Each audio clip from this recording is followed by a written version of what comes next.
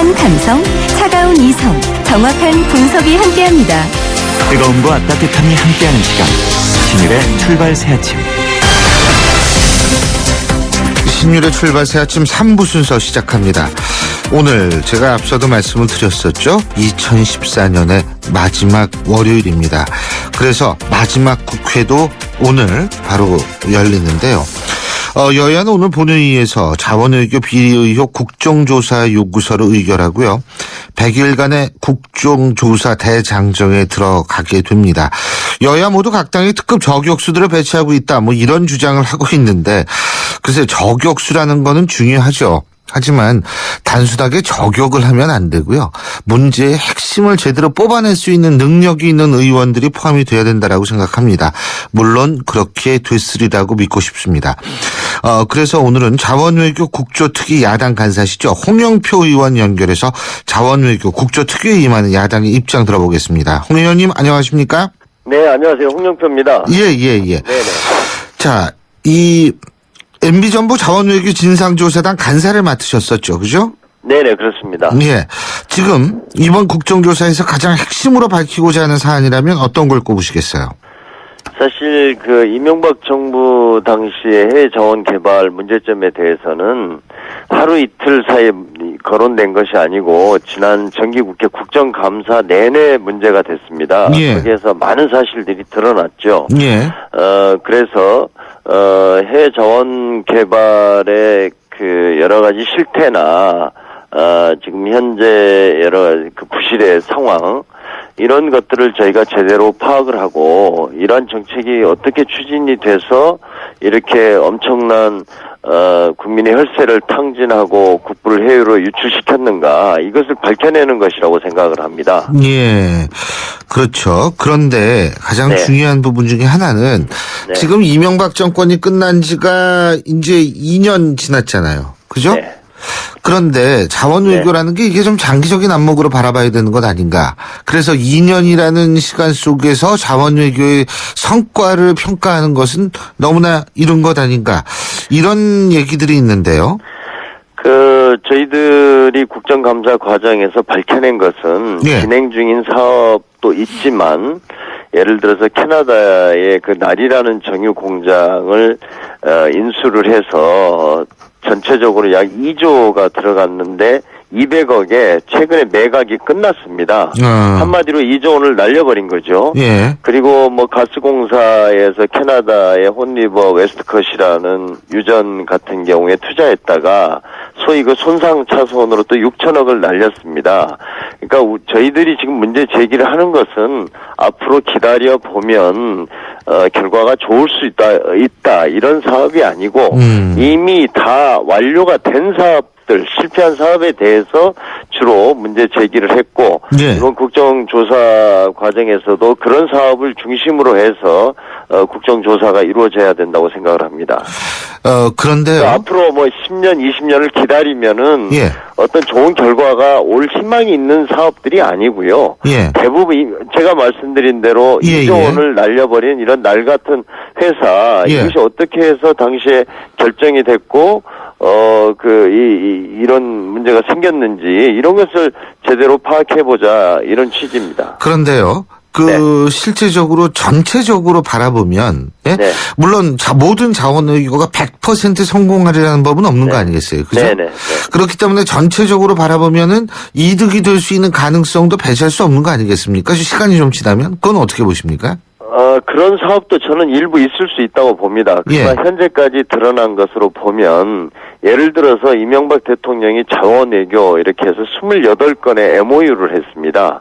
그리고 또 친형인 이상득 전 의원이 11건을 해서 39건 하고, 그 외에 소위 VIP 자원외교로 45건이 있었는데, 현재 다 사업이 대부분 종료됐고요. 진행된 게 한 6건밖에 되지 않습니다. 네. 그래서 거기만 해도 한 1조 4천억 정도가 들어갔거든요. 그러니까 이런 사업들에 대해서 지금 이미 종료가 된 사업들이 많이 있습니다. 그걸 중심으로 저희들이 파악을 한 것이고, 그러다 보니까 이게 정말 너무나 심각하다. 이렇게 돼서 이번 국정조사가 여야 합의로 이루어지게 된 것입니다. 근데 지금 그러니까 MB 정부 기간의 누적 투자액이 얼마예요? 새누리당은 41조가 아닌 26조 원이다 이러는데 지금 저희들이 375억 달러입니다. 네, 그래서 이제 환율에 따라서 약간 차이가 있었고요. 그것은 저희들이 만들어낸 것이 아니고 정부 측의 자료입니다.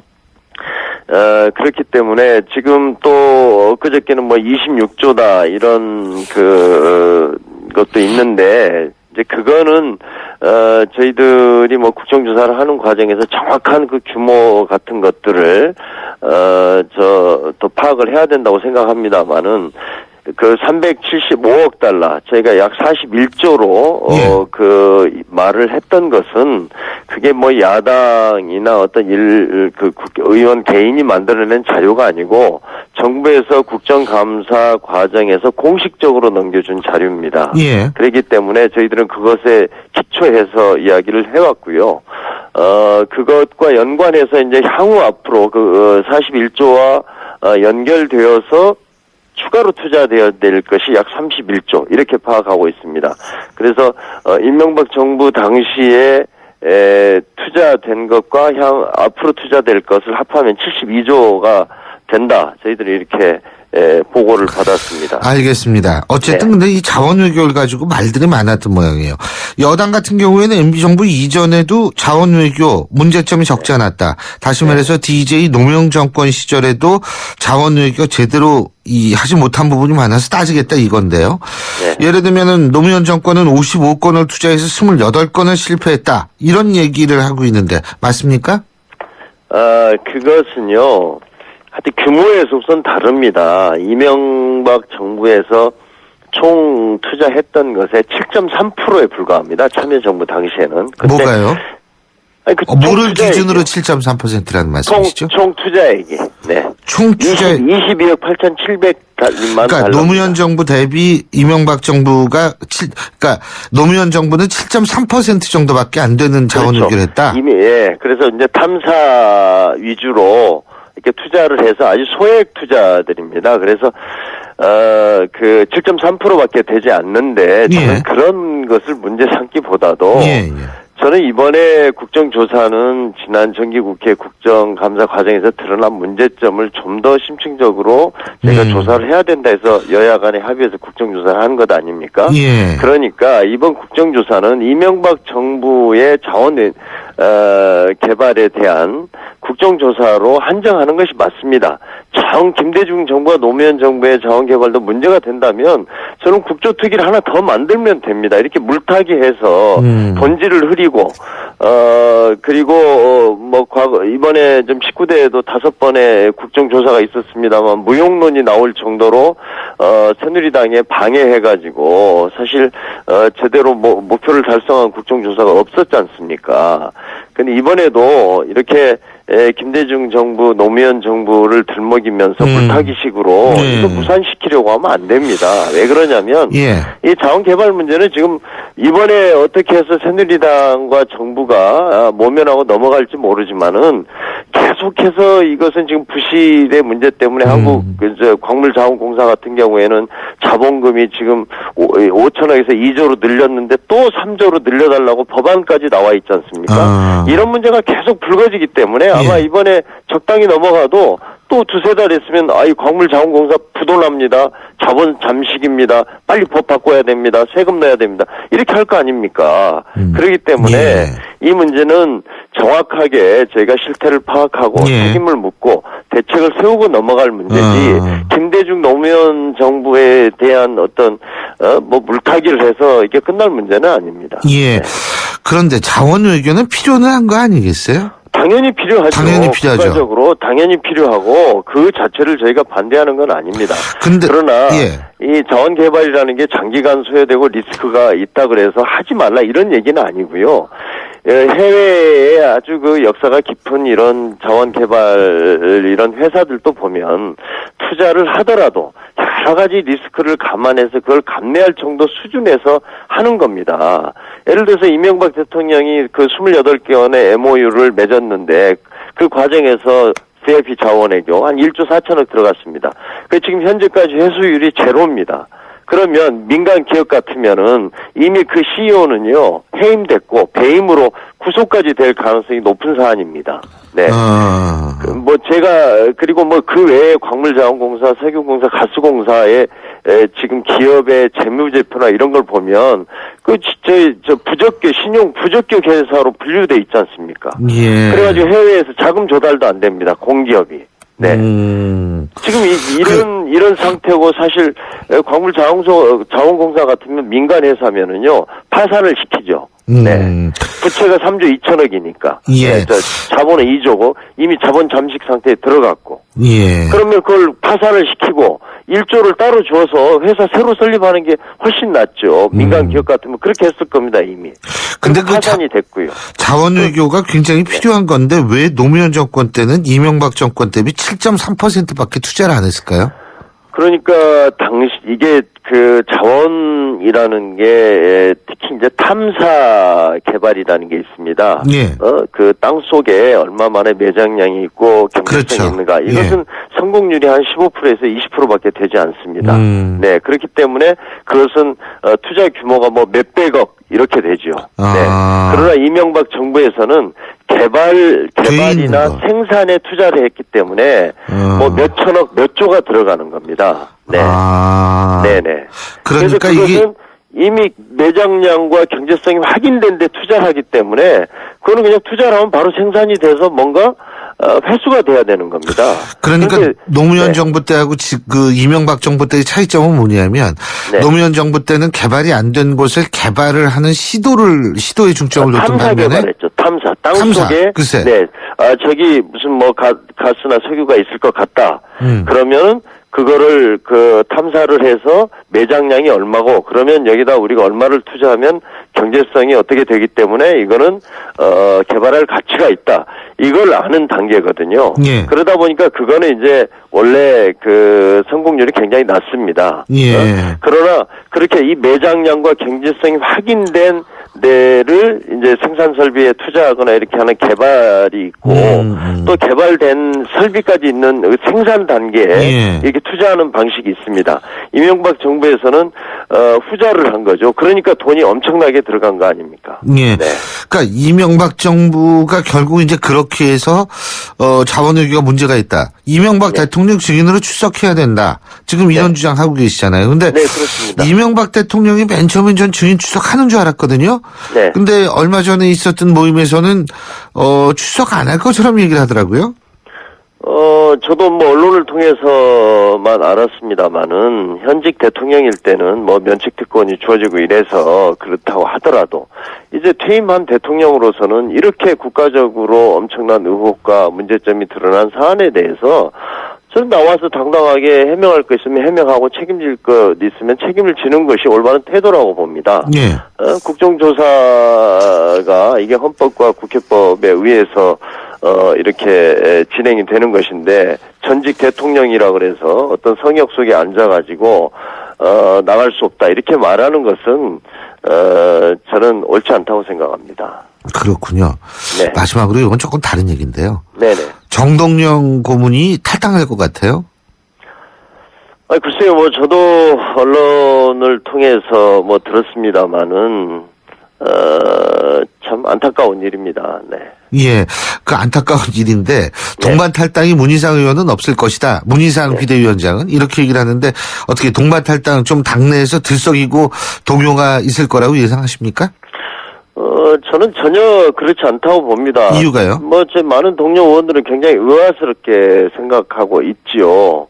왜 탈당하는지? 얼마 전까지는 또 당대표 출마설이 뭐 이렇게 있었는데, 갑자기 또, 이렇게 탈당 이야기까지 나오니까, 이게 또 어떤 배경이 있는가, 이렇게 생각하고 있습니다. 사실 저희들은, 지금, 우리 당이 가장 지금 어려운 상황을 지금 저희가 한 1, 2년 동안 지나왔다고 생각을 합니다. 그래서 이번 전당대회를 통해서 당을 재정비하고 강력한 야당으로 거듭 태어나야 된다. 이렇게 저희 내부적으로는 그런 분위기가 많습니다. 탈당 이유를 뭐라고 생각하세요, 그러면? 제가 뭐 그 말씀을 직접 드리기는 그렇습니다만은 아무튼 새정치 민주연합이 국민들에게 신뢰를 주지 못하고 지지를 받지 못해온 뭐 이런 것의 결과일 수도 있고 또 다른 어떤 정치적인 그런 배경이 있지 않을까 이렇게 뭐 저희들이 짐작할 수밖에 없습니다. 그 정치적 배경이 뭘까요? 글쎄요. 하여튼 뭐 분당은 안 된다고 생각합니다. 이렇게 박근혜 정권이 이렇게 국가를 정말 망치고 있다고 생각을 하는데 저희들이 힘을 모아서 그 정권 교체를 할 수 있도록 모두가 힘을 모아야 된다고 생각합니다. 예, 잘 알겠습니다. 오늘 말씀 여기까지 듣죠. 고맙습니다. 네, 감사합니다. 예, 지금까지 새정치민주연합의 홍영표 의원이었습니다.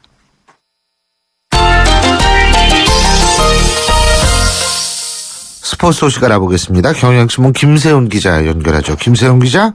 네, 안녕하세요. 예. 문화체육관광부하고 경찰청이 체육계 비리를 조사를 했는데, 그죠? 네. 국가대표 지도자 등이 모두 36억 원 규모의 횡령을 했고, 야, 자금 세탁까지 했다. 예?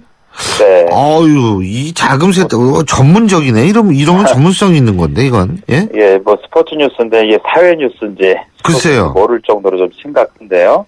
문화체육관광부와 경찰청이 지난 2월부터 스포츠 4대학 신고센터를 설치해서 운영을 했습니다. 4대학이라고 하면 승부조작, 파벌조성, 폭행, 입시비리 이런 건데요. 예. 여기에 대해서 제보를 직접 접수한 결과 269건이 접수가 됐고요. 예. 그중에 118건이 종결이 됐습니다. 검찰에 송치한 게 2건, 검찰에 직접 수사 의뢰한 것도 2건이나 됐고요. 말씀하신 대로 36억 원 규모의 불법적으로 그 돈을 횡령을 하거나 자금 세탁까지 한 게 있었는데요. 예. 이미 공개가 됐는데요. 대한태권연맹이 유령 코치와 유령 심판들을 통해 돈을 빼돌렸습니다. 활동하지 않은 코치들하고 심판들한테 실제로 일한 것처럼 돈을 준 거죠. 아하. 이때 동원된 차명 계좌가 무려 66개입니다. 이야. 자금 세탁을 했다는 거고요. 또 트로피를 만드는데 돈을 또 부풀렸어요. 그래서 그 돈도 역시 빼돌렸습니다. 그렇게 해서 이 태권협회 전 회장이 자녀의 유학비, 그리고 자기의 차량 구입비 이런 데 그 돈을 썼고요. 또 부산의 모 대학 유도부 감독은 아들의 경기에 출전하는데 심판들의 압력을 가했어요. 아들이 5분 동안 5경기를 모두 이기게 만들어서 자기 학교에 체육 특기자로 입학을 시킨 것도 있고요. 국가대표 전 감독은 7년 동안 국내외 전지훈련비와 숙박비, 식비를 부풀렸습니다. 그래서 10억 원의 공금을 횡령한 혐의를 받고 조사를 받고 있습니다. 이 사람들 다 되겠죠? 이제 조사를 받고 있다니까?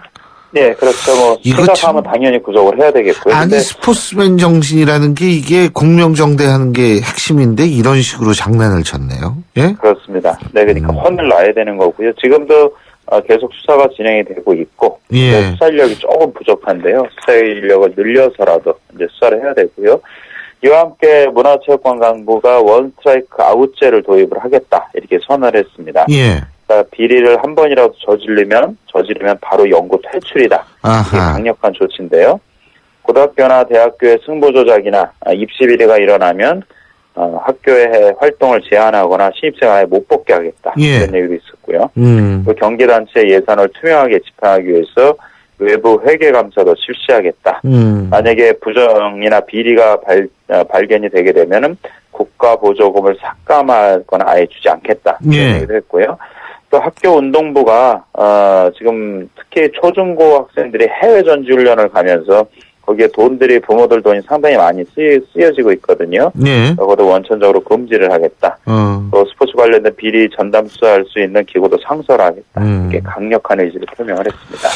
자, 그리고 축구 대표팀은 어제 아시안컵이 열리는 호주에 도착을 했다고 하는데 여기서 이제 첫 번째 훈련을 한 거죠? 그렇죠. 우리가 아시안컵에서 우승한 게 1960년입니다. 아, 그렇게 오래됐어요? 4년 전. 네. 예. 우리가 뭐 아시아의 맹주라고 하지만 아시안컵에 우승한 게 54년이나 됐는데요. 우리 대표팀이 어제 호주에 도착을 오전에 해서 오후에 훈련을 했습니다. 선수들이 지금은 뭐 유럽에서 뛰고 있는 선수들이 차차 합류를 하고 할 건데 유럽 선수는 시즌 중이라 컨디션이 좋고요. 반면 우리나라에서 뛰고 있는 선수들이나 일본이나 중국에서 뛰고 있는 선수들은 좀 휴식한 후에 훈련을 하는 과정이라 컨디션이 좀 떨어졌거든요. 예. 또 장기간 여행도 하고 했으니까 이 선수들의 컨디션을 더 조절하는 가벼운 쪽에서 훈련을 했고요. 기성용, 이청용 이렇게 프리미어리그 선수들은 내일이나 모레 차례로 합류하게 되는데 손흥민 선수가 최근에 한 행사에서 나는 원톱 공격수는 뛰지 않겠다 이런 얘기를 했습니다. 예. 거기에 대해서 슈틸리케 감독이 나도 본인이 원하지 않는 곳이라면 뛰게 할 생각이 없다. 선수의 역량을 최대화하려고 하면 본인이 뛰고 싶은 자리에서 뛰게 하는 것이다. 이런 얘기를 했고요. 예. 어떤 거든 선수들의 의견을 물어서 선수들이 원하는 쪽으로 공격전을 구상을 하겠다. 이런 얘기를 했습니다. 우리 대표팀 훈련을 더 하고요. 1월 4일 사우디아라비아하고 평가전을 가집니다. 그러고 나서 이제 캔버라로 옮겨서 우리가 오만, 쿠웨이트, 호주를 상대로 조별리그 1, 2, 3차전을 치르게 됩니다. 예. 예, 어쨌든 뭐 54년 만이라니까 이번에 우승했으면 좋겠네요. 네, 저는 그렇게 오래된지 몰랐네. 예, 오늘 말씀 여기까지 듣죠. 고맙습니다. 네, 고맙습니다. 예, 지금까지 경향신문 김세웅 기자였습니다. 윙가드 뿌니고의 박구윤이 전하는 우리집 행복 지킴이 윙가드. 가정의 안전 항상 걱정되시죠? 스마트 방범창 윙가드가 강한 내구성과 스마트폰 알림 서비스로 가정의 행복을 지킵니다. 116-7310 Smart Security Window, 윙가드. 신율의 출발 새 아침 3부 순서는 여기서 줄이고요. 잠시 뒤 4부 베스트 워스트 순서에서 뵙겠습니다. 대한민국 사장님들, 이보영이에요. 사업하면서 힘든 일 참 많으시죠? 이젠 노란 우산 공제 꼭 챙기세요. 갑작스레 소나기가 와도 우산 하나 챙겨놓으면 걱정 없잖아요. 소득 공제는 물론 복리 이자에 목돈 마련 저축도 되고 법으로도 보호되니까 노란 우산 공제 하나면 마음이 든든. 50인 미만 소기업, 10인 미만 소상공인 사장님이라면 누구나 가입하실 수 있대요. 창업할 때 가장 먼저, 사업할 때 가장 가까이. 참 든든한 동행, 노란 우산 공제. 이 캠페인은 중소기업 중앙회와 함께합니다.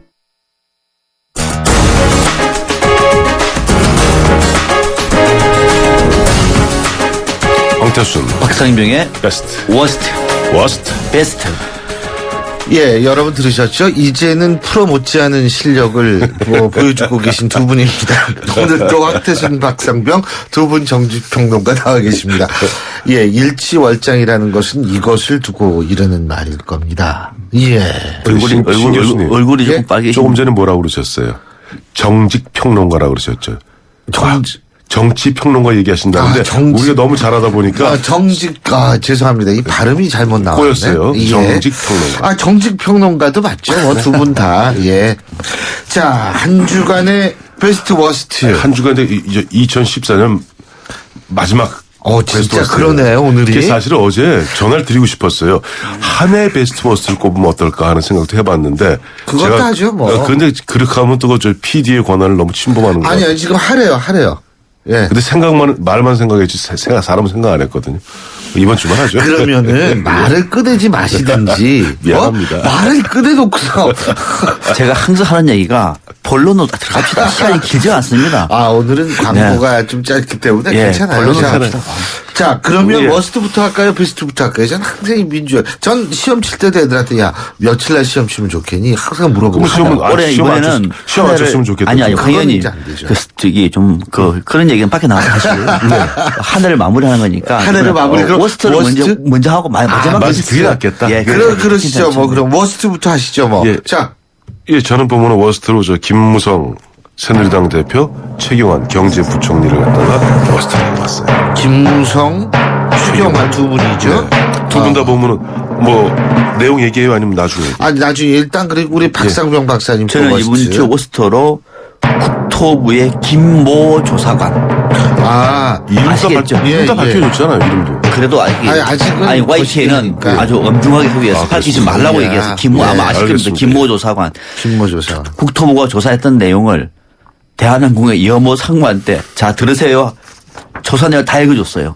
도대체 이런 관료를 믿고 대한민국에 지금 국토교통부가 있어 왔습니다. 근데요, 요 부분이 제가 딱 보니까 예. 요게 거꾸로 돼 있어요. 뭐냐면 관피아 그러면 관리 생활을 하다가 사기업에 가 있는 사람들이죠. 근데 이건 거꾸로죠.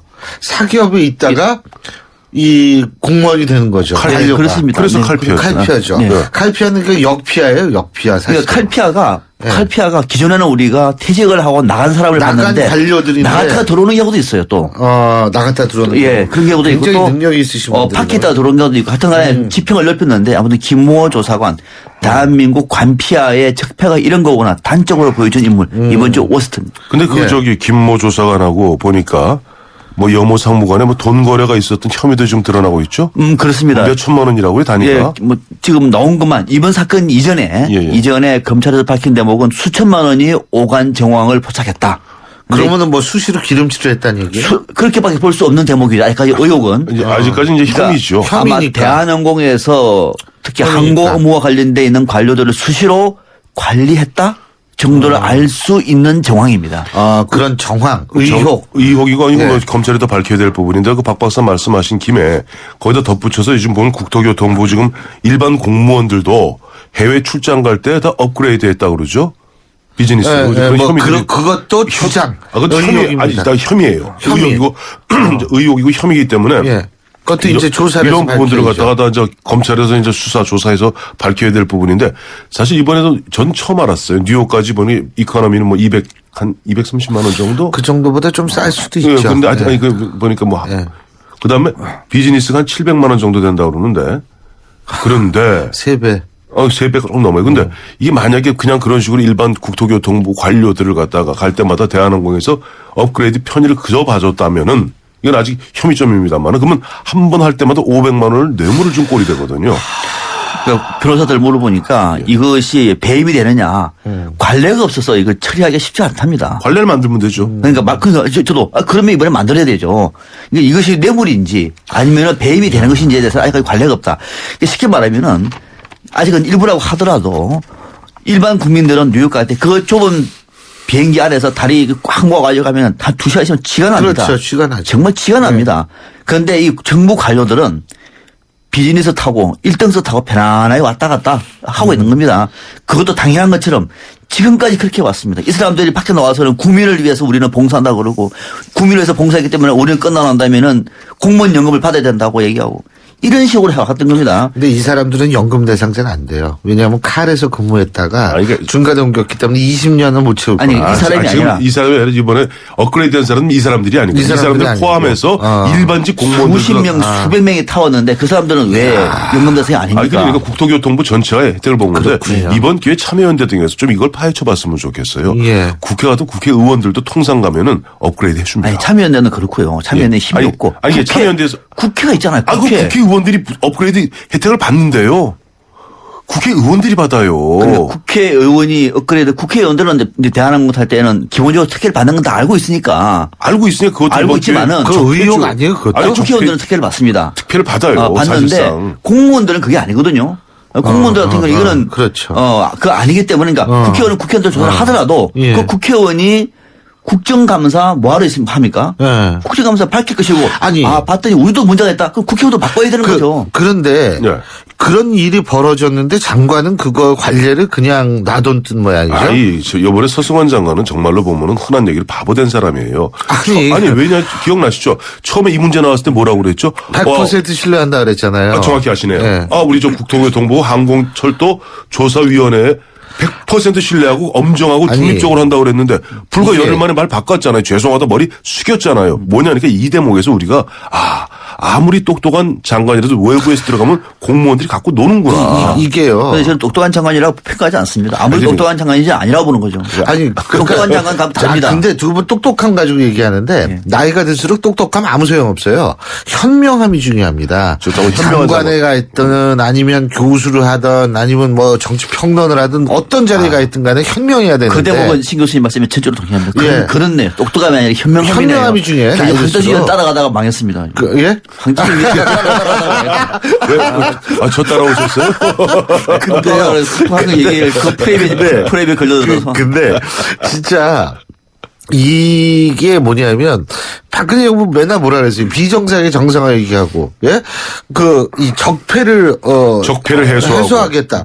아니, 이런 적폐 그대로 가만 놔두고, 그러면은 아무것도 바뀐 게 없었다는 거예요. 여태까지 2년 동안 한 게 없었다는 얘기지. 그렇지 않습니까? 그렇죠. 근데 이 공무원들도 제가 한번 찾아봤더니 이 공무원들도 규정이 다 있어요. 그래서 뭐 국장급 이상 고공단이라고 그러죠.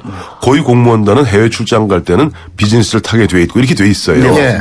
근데 그 아래 보면은 지금 주로 문제가 됐던 것은 그럼 일반직, 그러니까 고공단 밑에, 그러니까 이제 뭐 4급 서기관이라든가 이제 사무관들도 가면 그런 온갖 혜택을 다 보았는데 그걸 갖다 그런 적폐들이 그저 짬짬이 하면서 묻어놨다는 것이고 앞서 우리가 그 국회의원도 얘기했습니다. 국회의원도 얼마 전에 그 김무성 대표 그 얘기했죠. 이코노믹스 이코노미 타겠다. 왜냐하면 그 국회의원은 차관급 대우를 받기 때문에 사실 비즈니스 타는 것 전혀 사실은 뭐 창피한 일도 아니고 뭐 잘못된 것도 아니에요. 규정이 돼 있으니까. 네. 그런데 우정적 이코노미 탄다고 그랬는데 문제는 국회의원들이 제가 알기에는 상당수가 국적기를 타면 되게 퍼스트 클래스가 12석 중에서 한 3석 정도 차고 보통 빕니다. 빈다. 그러면 의원들 타면 무조건 퍼스트로 업그레이드 해줍니다. 근데 이번에 뉴욕 같은 경우 700만 원이잖아요. 비즈니스가. 퍼스트가 1,300이에요. 또 600도 흔한 얘기 그냥 거저주는 겁니다. 그러니까 혹시나 이번 기회에 저도 궁금한 게 예. 국회의원들이 네. 미국에 국정감사로 갈 때 뭐 타고 가는지 밝혀야 됩니다. 한 번도 저는 의심을 하지 않았어요. 예. 혹시나 비어있는 퍼스트 클래스를 타고 갔는지 아니면은 규정대로 갔는지. 그게 때로 가기 때문에 그때는 이 한두 명만 퍼스트 클래스를 주기 힘들잖아요. 그럴 때는 아니, 어쩔 때로 수 없이 가더라도 장이 있잖아요 또. 바로 그거예요. 간사가 있고. 그러니까 보면 이렇게 돼요. 우리가 보면 외통위가 보통 25명 정도 되면 그렇죠, 네. 그걸 4개 반 정도로 쪼개거든요. 네, 그러니까 실제 9주반, 미주반 하면 미주반 가는 6명, 7명밖에 안 돼요. 퍼스트 클래스 타고도 남습니다.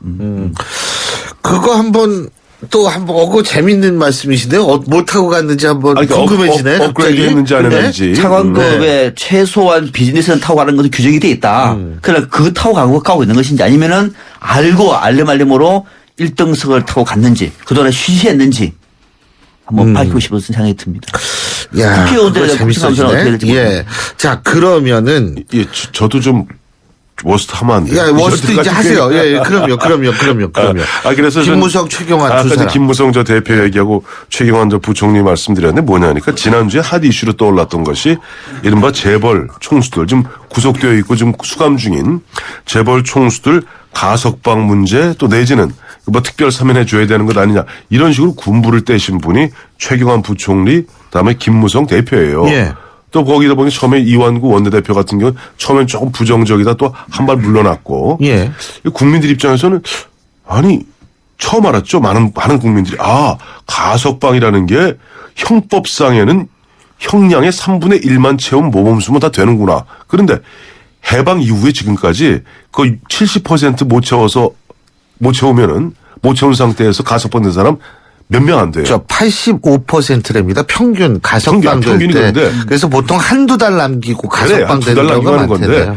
예외적으로 3분의 1 넘겨서 하는 경우가 한 60년도에 한두 명 있답니다. 그러니까 난 진짜 그 얘기 속았다니까. 역차별 그래가지고 야, 그러면 대부분 기관수들은 들어보세요. 3분의 1만 채우면 나오는구나. 한두 명이 누군 줄 알아요?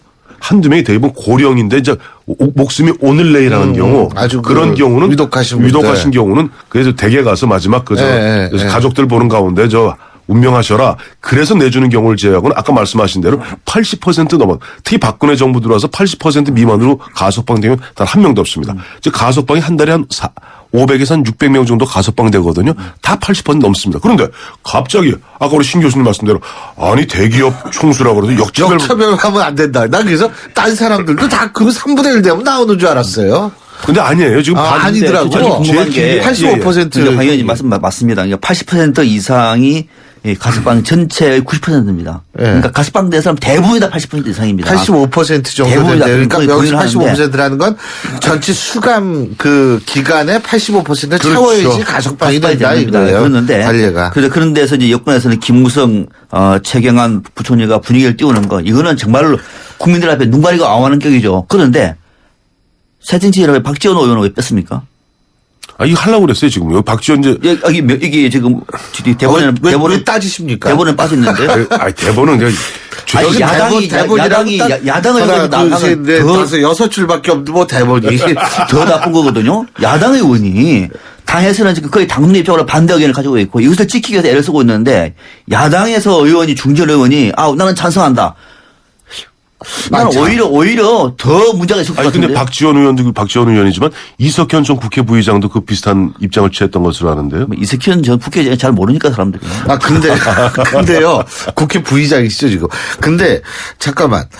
이거 뽑아 나온 이 사람들 가석방 시키면은 경제 삽니까? 그게 지금 명분 아니에요. 경제 현재 산다는 그나마도 형이 확정돼서 네. 살고 있는 3분의 1을 넘긴 사람은 3사람밖에 없어요. 최태원, 최재원, 그다음에 구본상. 네. 딱 3사람인데 제일 오래 산 사람이 최태원 회장이 700일 살았죠. 살았는데 그게 임기란다. 형기가 4년이니까 형기다 임기. 절반도 아직 안 됩니다. 절반도 안 됐어요. 그런데 갑자기 보니까 왜 김무성, 최경환, 아까 우리 또 박 박사님한테 들어줘서 경제가 사냐 이거예요. 제가 여쭤보고 싶은 네. 그거예요. 그 여태까지 최태원 회장, 또 최재원 회장, 부회장, 그다음에 구본상 이 세 분 없으면 우리나라 경제 어떻게 됩니까? 아니 그러면 저는 역으로 이렇게 제가 아까도 얘기했는 게 뭐냐면 이 세 사람을 아예 안 집어넣었어. 그럼 우리나라 경제 막 나르겠네. 그죠? 그렇게 돼야 되는 거 맞는 거 아니에요? 재벌 총수들나 어떤 비리를 저질러도 대한민국의 경제 발전을 위해서 형을 감하겠습니다. 라면 대한민국은 세계 1등 경제 되겠네요. 네, 글쎄요. 참고로요. 그걸 지금 논리라고 지금 얘기하고 있는 겁니다. 참고로 최태원 회장이 2003년 노무현 참여정부 시작하자마자 구속된 적이 있습니다. 그때 예. 기억나시죠? 지금부터 11년 전이니까. 예. 그때 놀랍게도 SK하고 SKT 예. 주식이 급등을 했어요. 왜냐하니까 이렇게 보면은 재벌 회장, 총수까지도 구속하게 되었을 경우 앞으로 그 기업이 투명해지겠구나 하니까 해외 자본가들이 대거 사자로 들어온 거예요. 그러니까 저는 이런 부분에서 원칙을 저는 그러니까 있잖아요. 네. 제가 참 우리 정부한테 혹시 정부 관계자 이거 듣고 있으면 듣고 계시겠죠, 뭐. 했으면 좋겠는 게 근데 진짜 2%를 너무 많이 들어가지고 말하기가 무서워요. 근데 뭐냐면 자 경제가 산다 그러면은 그거를 통계 수치로 좀 발표해 줬으면 좋겠어요. 제가 공식적으로 요구합니다. 그러니까 말로만 뭐 이 사람들을 석방시켜줘야 경제가 산다. 경제 살리기 위해서 저거 한다. 그러면 자벌 총수들이 가석방돼서 과거에 많이 나왔으니까 가석방돼서 나온 이후에 우리나라 경제적 수치가 어떻게 좋아졌는지 반론을 제기하겠습니다. 구체적으로 좀 난 봤으면 좋겠어요. 예. 그런 자료 없는 걸 알면서 이렇게 요구하면 공무원들 굉장히 부담스럽습니다. 아니 이거 무슨 그런 자료가 없는 걸 아시면서 이렇게 두 분 잠깐 저 좀 봐주세요. 두 분 서로 이제 역설법 쓰지 마시고. 자, 저는 한마디만 얘기할게요. 지금 최경환, 김무성 여권의 최고 실세 2명이죠. 그다음에 박지원 어쨌든 야당 28 전당대회 출마 선언한 도전장 어제 던졌죠. 대표 후보입니다. 자, 이런 상태에서 청와대 민경욱 대변인이 뭐라고 그랬어요. 그것은 법무부의 고유 권한이다. 딱 이렇게 얘기했어요. 네, 맞아요. 근데 더 재밌는 것은 황교안 법무장관의 말씀이에요. 이거 갖다가 좀 잘 들으셔야 됩니다. 법대로 하면 됩니다. 법대로 하면 3분의 1 이상은 다 풀 수 있어요. 법대로 한다는 것처럼 무서운 얘기가 없습니다. 황교안 법무장관이 국회에 나와서 법대로 원칙대로 한다고 그랬는데 법과 원칙이라는 것은 형법상은 형기 3분의 1만 살고 나머지 모범수 역할만 했으면은 그거는 가석방 할 수 있거든요. 자, 이럴 경우 저는 가장 궁금한 게 이런 일이 많이 벌어진다면은 형기 3분의 1 산 많은 사람들이 있을 거예요. 한 3만 명쯤 될 겁니다. 10만 명쯤 수감생. 4만 5천인가 그렇대요. 3분의 1 산 사람이. 3분의 1 산 사람은 3만 정도 될 거예요. 그러면 그 사람들 이렇게 얘기할 겁니다. 나도 풀어줘. 그렇죠. 나도 풀어줘. 왜 유전, 무죄, 무전, 유죄 여기에 가석방에도 적용되는 거야? 나도 풀어줘. 왜 최태원 회장, 최재원 부회장은? 그래서 그거 나오잖아요. 유전 감형, 무전 만기. 이 좋은 나오잖아요. 얘기예요. 네. 최태원 회장은 가석방 됐네. 법대로 하면은. 법대로 하면 대한민국 법 멋있습니다. 그래서 황교안 법무장관이 자, 그렇게 말씀하시면 안 근데요. 되는 거. 아까 말씀하신 예. 85%. 예. 뒤 박근혜 정부 들어와서 80% 미만으로 된 사람이 단 한 명도 없다. 알겠습니다. 자, 그러면 박 박사님 네. 오늘 이번 주의 베스트. 네. 자, 두두두두두 주셔야지. 예. 이번 주 베스트. 동아일보 주성하 기자를 해봤습니다. 아하. 탈북자 출신인데 맞습니다. 북한을 보는 새로운 시각을 보여준 신선한 감동을 주고 있습니다. 주성하 기자를 김일성 보았습니다. 대 출신이지. 자, 황 의원님 이번 주의 베스트 누굽니까? 했습니다.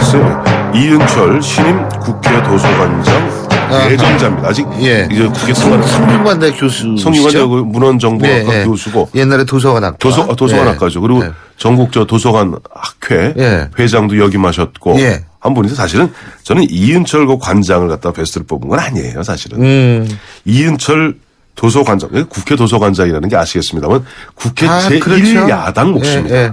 국회 제1야당에서 그건 88년 이후에 제1야당한테 이런 거죠. 국회에서 조금 뭐 힘이 떨어지는 그런. 근데 사실 도서관이 우리 지성의 보고거든요. 아니, 그것뿐만 아니라 국회 도서관이 우리나라에서 제일 크잖아요. 제일 크죠. 제일 자료가 많잖아요. 제일 900만 권 정도 네. 돼 있어요. 근데 여기에 보면 도서관은 제1야당 몫인데 지금까지는 사실 원외지구당 위원장 또 내지는 뭐 야당에 도움을 줬던 뭐한 사람. 네. 근데 이 이은철 신임 국회 도서관장 내정자는 정치적 색깔이 전무한 사람이에요. 거기다 야당이 그동안 혁신 이야기하고 개혁 얘기하지 않았습니까? 그래서 다른 거 못했어요. 이거는 잘했어요. 야당이 새정치민주연합에서 그래 도서관장만은 무색무취하고 예. 정치적 없고 그야말로 전문가 중에 전문가. 아하. 바로 이런 걸 전문가라고 그래. 이런 분들을. 도서관장 추천위원회까지 구성을 해서. 그렇죠. 그래서 추천위원회에서 결정을 한 겁니다. 그 사실은 제가 말씀드렸지만 이은철 성균관대 그 문헌정보학과 교수는 대한민국 이 도서관학과에 어떻게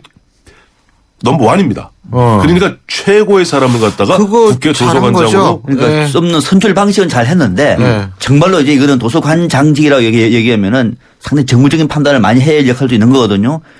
국회 도서관이라는 것 자체가 그 역할을 좀 더 지켜볼 필요가 있어요. 거기까지는 평가 얘기는 그러나 일단 과정은 신선했다. 새정치민주연합이 정파적 이해관계를 떠나서 그야말로 이은철 교수를 갖다가 신임 도서관장으로 추천한 것은 정말 손꼽을만하다. 예, 맞습니다. 그리고 저기 아까 누구라고 그러셨죠? 주성하 기자. 네. 왜요? 탈북자 하면은 저도 방송에서 탈북자도 많이 만나봅니다만은 대체적으로 오면 북한에 대한 비판, 비난, 비박이 많죠. 대체적으로 그럴 수 있는 상황이라 봅니다.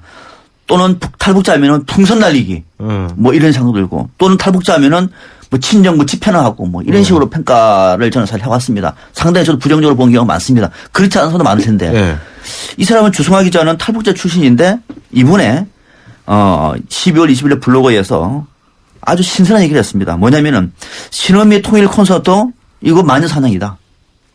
또 소니 해킹 사건 왜 대한민국에서는 큰 사건만 하면은 해킹 다 북한이라고 그러냐. 북한은 그런 인터넷 실력 안 된다. 또 하나 통지나 해상 결정. 아니 왜 이거를 법으로 판단하느냐. 정치로 이미 끝난 것을 등등과 관련해서 과연 대한민국 사회가 지금 왜 이렇게 이성을 잃었는지 모르겠다. 탈북자 출신이 대한민국을 보면서 이렇게 진단한 그것도 동아일보 기자입니다. 아주 보수적인 색깔의 신문 기자가 그것도 탈북자 출신이 와서 이 말이 옳고 그러면 찬반이 있을 수 있어요.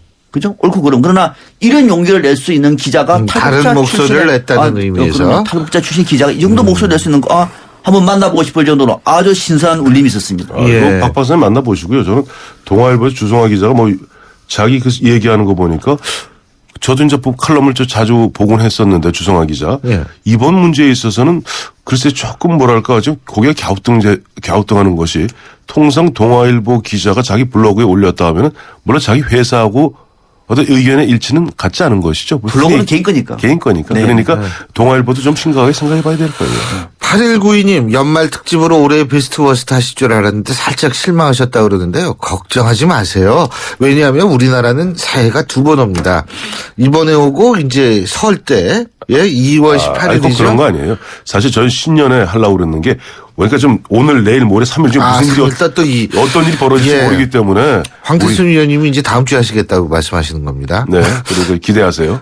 9944님, 두 분 톰과 제리 같으세요. 누가 톰이고 누가 제리인가. 자, 그거는 두 분의 상의 속에서 결정을 한번 해보도록 하겠습니다. 그리고 5486님, 김모조스카 머스트 한 표 던집니다. 0325님, 월요일마다 이 코너가 기다려지고 기대됩니다. 새해 복 많이 받으시고 속 시원한 논평 부탁드립니다. 예, 두 분 진짜 속 시원하게 논평을 많이 해달라는 말씀이신데, 진짜 올해 한 해가 갔어요. 간단하게 20초씩 올해 한 해 가는 소감 한마디씩 해주시죠, 박 박사님. 저는 정말로 귀중한 2014년 한 해가 특히 정치권과 관련해서 또 그럭저럭 이렇게 지나가는구나. 우리 대한민국이 정말 한 단계 더 도약할 수 있는 또 타이밍을 또 놓쳤구나. 이렇게 한 해를 보냈던 것이 벌써 몇 년째입니까? 그렇죠. 또 오래 가는구나. 생각이 어쩌면 내년도 비슷할 수 있겠다. 예. 라고 하는 생각 속에서 한 해를 보내는 마음은 굉장히 무겁습니다. 알겠습니다. 황 의원님. 참 그야말로 역사적인 한 해였죠. 보면 세월호 참사 그야말로 국가가 우리 개개인에게 국민에게 무엇인가 하는 근본적인 질문도 던져주었고 또 연말되어서는 구중궁궐에서 있어서는 안 될 그런 어떤 추악한 얘기들 아주 의혹이라고는 얘기합니다만은 뭐 그런 얘기들 번져나오는데 국민들이 그야말로 희망으로 시작해서 어떻게 보면 실망으로 끝나는 한 해였다. 내년에 정말 좋은 일만 있기를 바랍니다. 예, 오늘 두 분 감사합니다. 지금까지 황태순, 박상병 두 분 정치평론가와 함께했고요. 자, 신율의 출발새 아침 오늘 순서는 여기서 줄이겠습니다. 전 내일 오전 7시 15분에 다시 찾아뵙겠습니다. 고맙습니다.